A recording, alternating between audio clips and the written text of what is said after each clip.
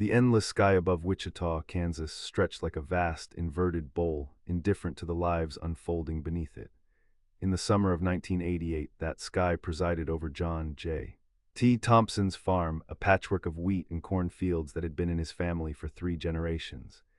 J.T., a man built from the same sturdy stock as the prairie itself, was 47 years old, a seasoned farmer whose hands bore the permanent marks of sun, soil, and hard labor.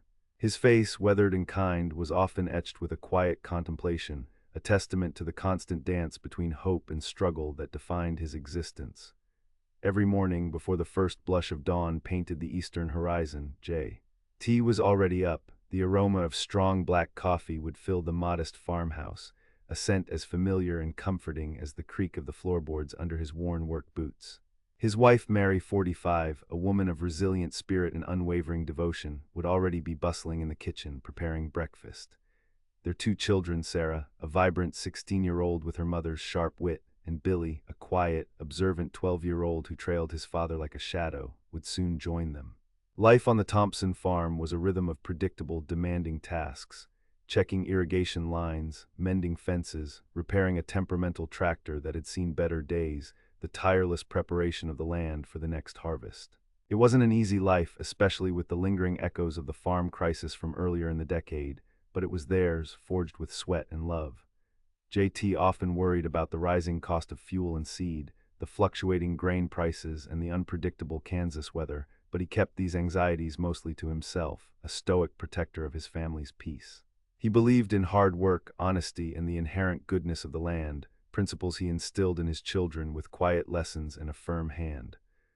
On the evening of July 17, 1988, a day much like any other, the air was thick with the promise of a coming storm, a low rumble echoing across the flatlands. After a hearty dinner of Mary's pot roast and mashed potatoes, JT pushed back from the table. "Gotta check the South 40, Mary," he said, his voice a low rumble. "Heard some coyotes yipping more than usual. Might be a problem with that new fence section I put in near the old Miller place." Mary, drying dishes, nodded. "Don't be out too late, John. Sky looks like it's brewing something fierce." He kissed her forehead, ruffled Billy's hair, and exchanged a knowing glance with Sarah, who was pretending to study. Then he was gone, the screen door slapping shut behind him, a sound so mundane, so routine, that no one gave it a second thought. His faded blue Ford F-150, a reliable workhorse, sputtered to life, its headlights cutting through the deepening twilight as it headed down the long gravel driveway. Hours later, the storm had passed, leaving behind a damp, earthy smell. Mary sat on the porch swing, the rhythmic creak a counterpoint to the chirping crickets. JT should have been back. He was never late, never. Not once in their 23 years of marriage. A cold knot of dread began to form in her stomach. She tried to dismiss it, telling herself he'd run into a problem, maybe the truck got stuck. But as the clock in the living room chimed 11, then midnight, the rational explanations began to unravel. She walked through the silent house, checking his tools in the shed, his rain slicker still hanging on its peg. Everything was exactly as he'd left it, except for JT himself. By dawn, the dread had solidified into a chilling certainty. Mary called Sheriff Brody, a man whose face was as familiar as the grain elevator on the edge of town. Sheriff Brody, a decent man who'd known JT his whole life, initially tried to reassure her. "Mary, he's probably just had a little trouble. We'll find him." But even his voice lacked conviction. A patrol car was dispatched, its siren a mournful cry in the early morning quiet. The search began. Deputies scoured the Thompson property, the surrounding fields, and the long, winding gravel roads. By midday, JT's pickup truck was found, not on the Thompson farm but nearly 5 miles away, pulled off onto a barely used access road that wound through a patch of dense brush, leading nowhere in particular. The truck was unlocked, the keys still in the ignition, a half-empty travel mug of coffee in the cup holder. There were no signs of struggle, no broken glass, no flat tires, nothing to suggest a breakdown or an accident. It was just abandoned. The unsettling ordinariness of the scene only deepened the mystery, painting a picture of a man who simply vanished into thin air. The initial investigation was a flurry of activity, constrained by the limited resources of a small county sheriff's department in 1988. Sheriff Brody, a man whose years of service had taught him to trust his gut, felt a deep disquiet. This wasn't like JT to just leave. The rural community, tight-knit and shocked, rallied. Neighbors, friends, even strangers from Wichita volunteered, forming search parties. They walked grid patterns across hundreds of acres of fields, rode ATVs through wooded creek beds, and combed every ditch and culvert. For days, the monotonous whir of a rented helicopter occasionally cut through the Kansas sky, its spotlight futilely sweeping the landscape at night. Mary, a woman usually so composed, became a phantom in her own home, haunted by the echoing silence, the unspoken questions in her children's eyes. She made endless pots of coffee for the searchers, her face a mask of weary hope, her pleas for her husband's return becoming more desperate with each passing hour. Deputies interviewed everyone who had even a passing acquaintance with Jay. His farmhands, his suppliers at the co-op, regulars at the local diner where he sometimes grabbed a quick breakfast. The consensus was universal. J.T. Thompson was a good man, a hardworking farmer, a devoted husband and father. He had no enemies, no known vices, no reason to flee. Theories began to circulate. Had he suffered an accident, perhaps fallen into a hidden well or been caught in unfamiliar machinery, his body lost to the vastness of the land? Had he simply walked away, overwhelmed by the pressures of farming? Mary vehemently rejected this, her voice cracking with indignation. John would never leave us, never. Kidnapping was considered, but there was no ransom demand, no sign of forced entry, no struggle. Without a body, without a crime scene, without any witnesses, the investigation hit a dead end, stagnating into a bewildering void of unanswered questions. The local newspaper ran a few stories, then fewer, then none, as new headlines pushed J.T.'s disappearance from the front page. The missing posters, once vibrant with hope, faded under the relentless Kansas sun, their edges curling like forgotten memories. Weeks turned into months, then years. The Thompson farm, once a testament to J.T.'s tireless work, began to show the strain. Mary, against her will, fought a losing battle to keep it afloat. The machinery broke down more often than not. The fields, though still tended, lacked the meticulous care J.T. had always given them. The financial strain was immense, a constant, gnawing worry that compounded her emotional anguish. Eventually, with a heavy heart, she had to sell off parcels of land, acre by painful acre, until only the farmhouse and a small plot remained. She took a job in town, cleaning houses, her hands, once soft from domesticity, now roughened by harsh detergents, a stark reminder of her altered life. Sarah and Billy grew up shadowed by their father's absence. Sarah, who had been a lively teenager, became more introverted, struggling with bouts of anger and a quiet melancholy.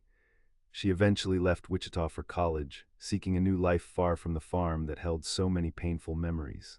Billy, on the other hand, became even more withdrawn, often found wandering the remaining fields, as if searching for a phantom presence, his childhood stolen by an invisible hand.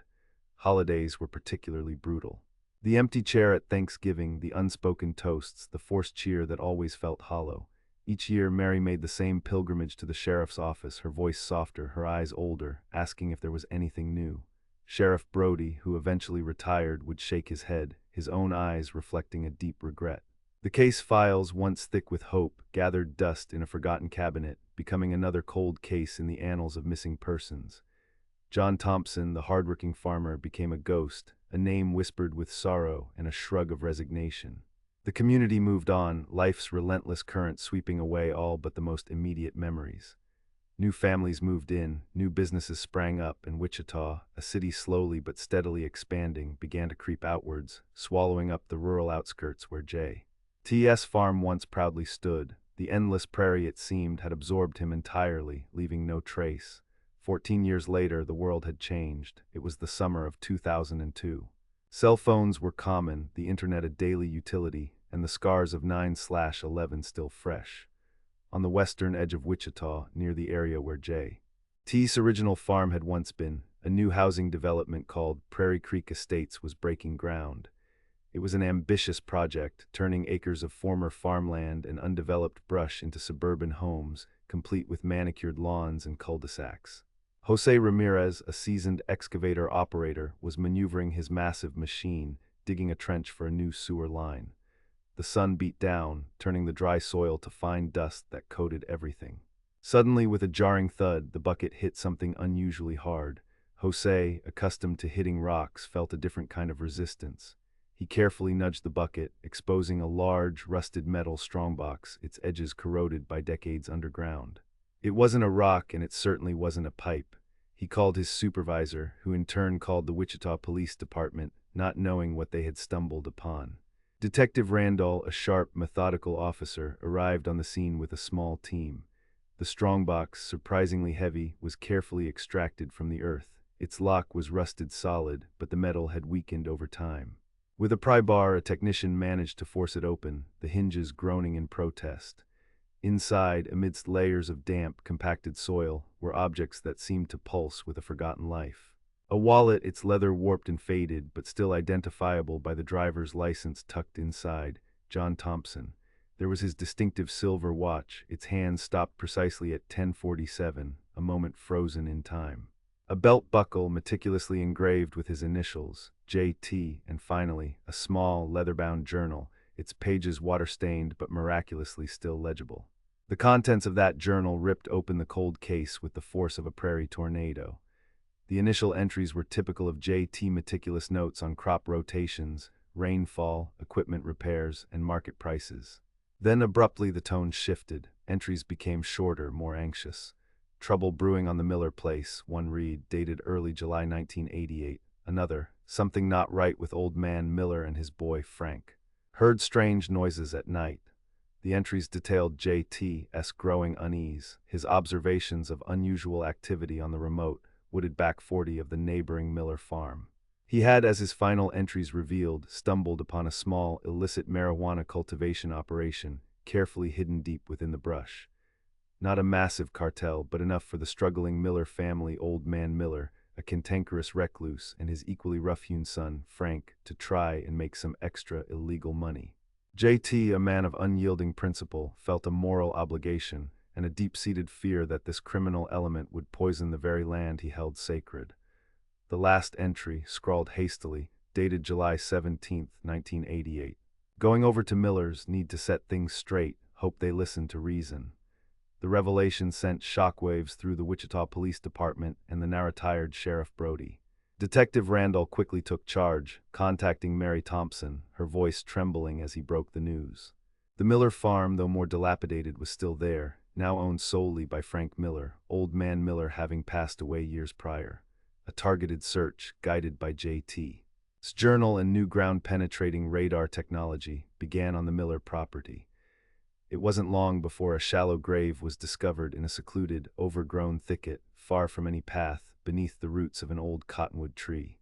Skeletal remains were exhumed. Forensic anthropologists meticulously worked to identify them. Dental records, coupled with the unique items found in the strongbox, confirmed it. These were the remains of John J.T. Thompson. There were signs of blunt force trauma to the skull, consistent with a struggle and a fatal blow. Frank Miller, now in his late 40s, a gaunt, hardened man, was brought in for questioning. Confronted with J.T.'s journal and the discovery of the remains, he broke. His confession was a torrent of fear, desperation, and poor choices. J.T. had indeed gone to the Miller farm that evening, not to accuse, but to reason. He had calmly presented his findings, urging them to stop, appealing to their shared history as farmers. But the Millers, cornered and desperate, saw their precarious livelihood threatened. An argument escalated. Frank, in a moment of panic and rage, grabbed a shovel and struck J.T. The blow was fatal.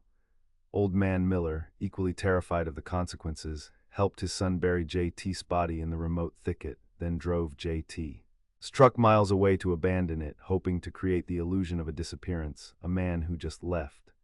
The strongbox containing J.T.'s personal effects was buried separately, a crude attempt to mislead any potential searchers, a desperate effort to sever any connection to their crime.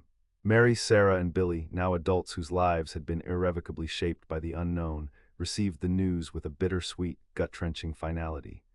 The relief of knowing was immense, like a heavy weight lifted after 14 long years. But it was immediately replaced by the searing pain of the truth, the anger at the senselessness of it all. Justice would be served, Frank Miller arrested and eventually convicted, but true peace remained elusive. J.T.